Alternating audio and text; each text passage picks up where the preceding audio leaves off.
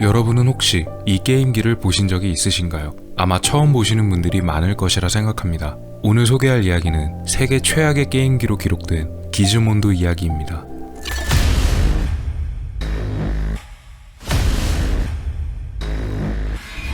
이 게임기의 이름은 기즈몬도입니다. 게임기가 발표된 연도는 바로 2005년도입니다. 스웨덴에 본사를 두고 있던 타이거 텔레마틱스라는 회사와 기즈몬도사에서 합작으로 출시한 게임기였습니다. 이 게임기는 당시 수준으로서는 나쁘지 않은 디자인과 상당히 훌륭한 성능을 가졌었는데요. 게임기 기능뿐만이 아니라 이메일 전송, 음악과 동영상 재생, 그리고 디지털 카메라 기능과 GPS 기능도 탑재하고 있었습니다. 광고 역시도 기즈몬도의 그러한 성능들을 최대한으로 보여주는 형태로 제작이 되었습니다.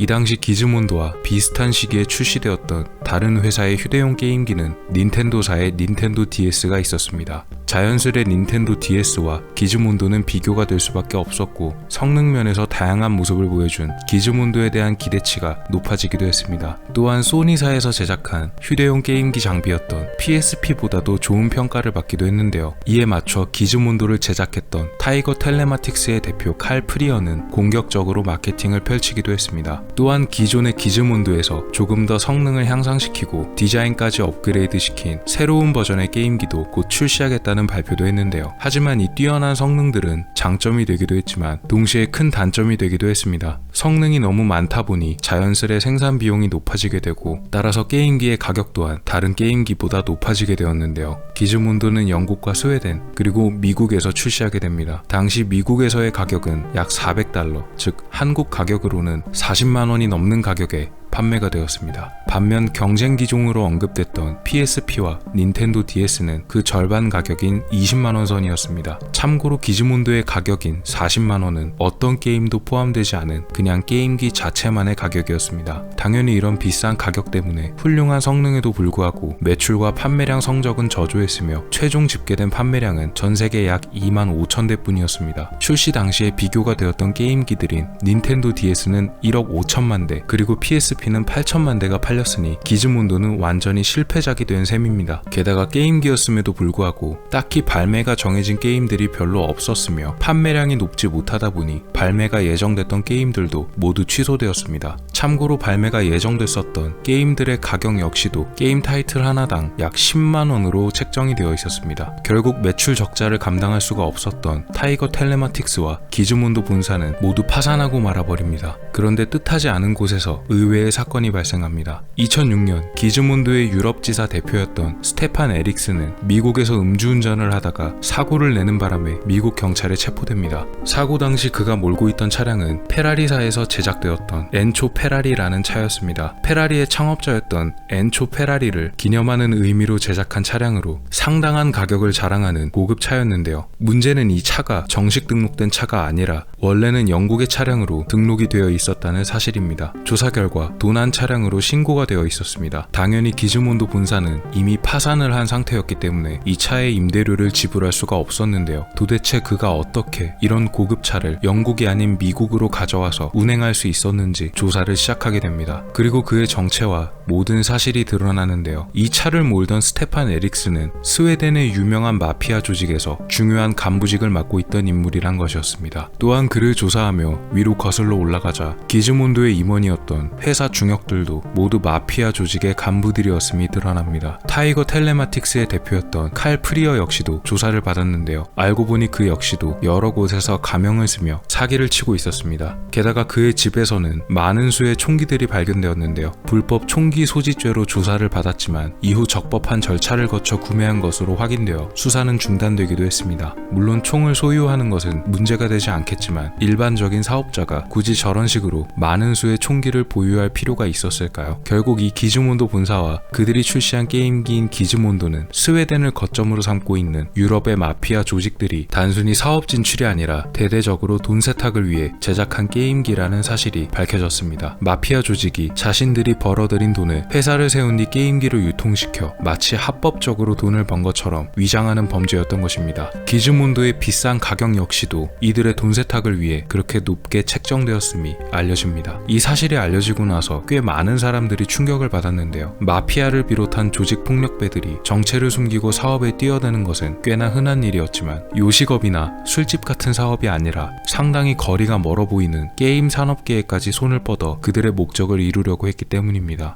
거기에 그치지 않고 자신들이 벌일 범죄 행위를 위해 광고까지 만들고 전 세계적으로 판매했기 때문에 충격은 더 컸습니다. 이렇게 기즈몬드는 세계 최악의 판매량을 기록한 게임기, 그리고 마피아가 만들고 유통시킨 게임기 라는 불명예스러운 타이틀을 동시에 얻게 됩니다. 불법 조직 범죄의 입김이 게임 산업계까지 뻗었던 아주 불미스러운 사건으로 남아있습니다. 오늘 미스터리 어떠셨나요? 여러분의 구독과 좋아요의 힘으로 다음에도 재밌는 미스터리로 찾아오겠습니다. 미스터리 큐브였습니다. 감사합니다.